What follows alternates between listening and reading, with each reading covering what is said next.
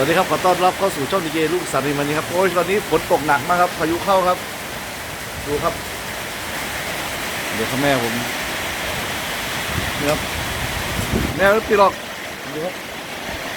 ตกแรงมากๆเลยครับดูครับโอ้โหดูครับฝนตกแรงมากเลยวันนี้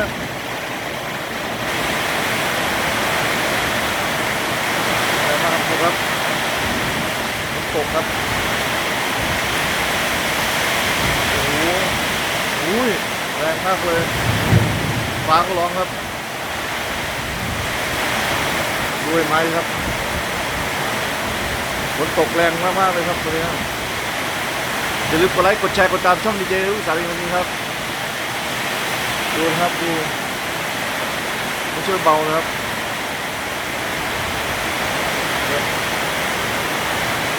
แรงเลยครับนี่ครับ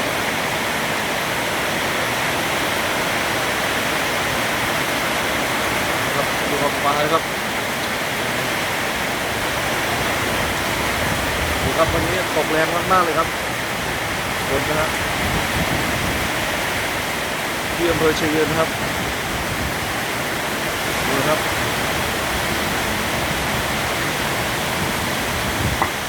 ดูฟ้าก็ร้องนะครับดูครับโอ้โหฟ้าร้องแรงมากดูครับดูน้ำครับไหลแรงครับ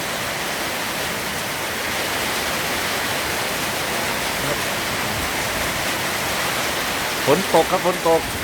พายุเข้าแม่ฝนตกแรงมากเลยครับ19จากข้างนอกเลยโอ้โหดูนะครับ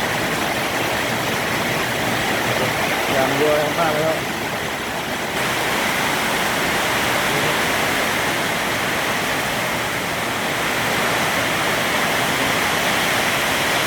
โอ้โหแบบพัดลมครับลุงโอ้โหนะครับดูครับลมมาแรงมากเลยครับนะครับพายุเข้านะครับ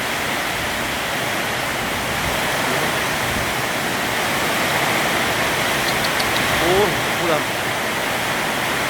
แรงมากแรงมากพายุเข้านะครับ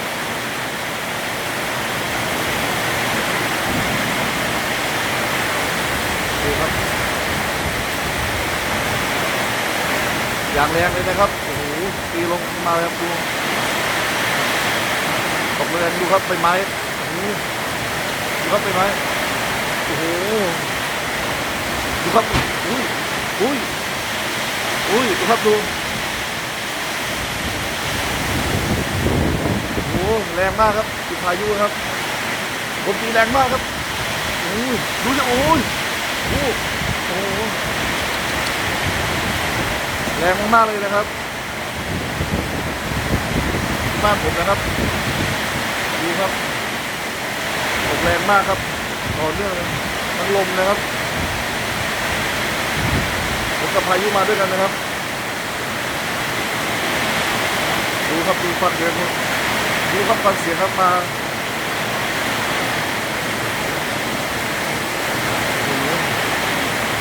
อย่างแรงครับอย่างแรง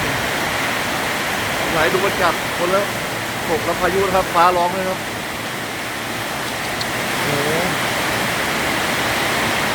ดูนะฮะให้ดูไปเรื่อยๆครับดูครับดูราคาดูครับดูราคาของดูครับดูครับดูโอ้โหดูครับดูครับดูฟังโหนี่มืดเลยครับโหนี่มืดแรงมากเลยแล้วดีท่าว่าจะเบานะครับฝนครับตกเรื่อยๆครับดูใบไม้ครับนี่คือ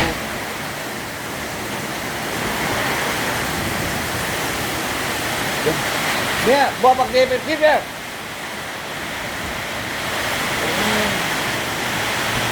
โอ้ย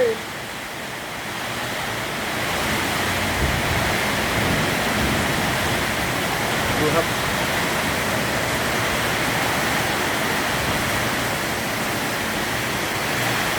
หลังเอายิงซับให้หลัง ông đi xe này hả bốอยู่ได้เหรอเอาโอ้ยอย่างแรกครับดูครับดูลมครับโอ้ดูลมครับดูลมตกแรงมากดูครับเราดูไว้โอ้โหพายุแรงลงครับ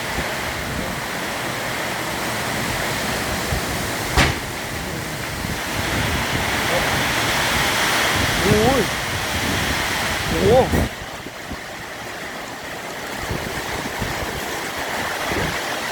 ไปเขาปิดแล้ว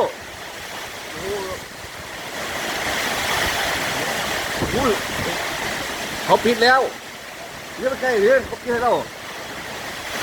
โอ้ยดูครับดูครับโอ้ดูครับโอ้ดูต้นไม้ครับดูโอ้ยหมอโอ้ดูหมอโอ้ยนี่ไหมดูครับดูครับดูโอ้ยโอ้ยโอ้ยดูครับดูโอ้โหดูต้นไม้นะครับโอ้โหแรงครับแรงโอ้โหครับยังไม่เบาครับดูครับเป็นแบบโอ้โหดูครับโอ้มาดโอ้ดูแรงครับแรงมากเลยครับดูครับโอ้โหต้นไม้ดูนะครับดูลานมากเข้าครับดูแต่น้ำเลยครับครับโอ้ลมแรงมากเลยครับโอ้มาโอ้แรงเดี๋ยววะดูใบไม้ครับดูใบไม้ครับใบไม้ปลิวแรงลมนะครับดู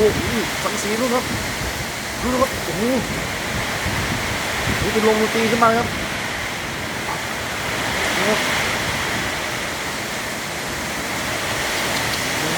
ดูครับ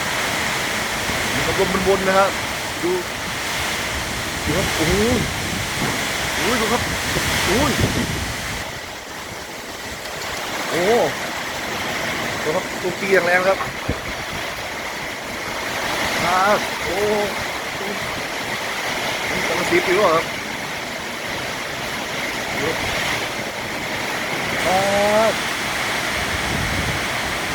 แรงจริงครับวันนี้แรงจริงนี่ดูครับดูครับโอ้โหดูต้นไม้ครับล้มเลยครับดูครับดูครับดูต้นปอครับมาแต่ละทีครับแรงครับดูครับ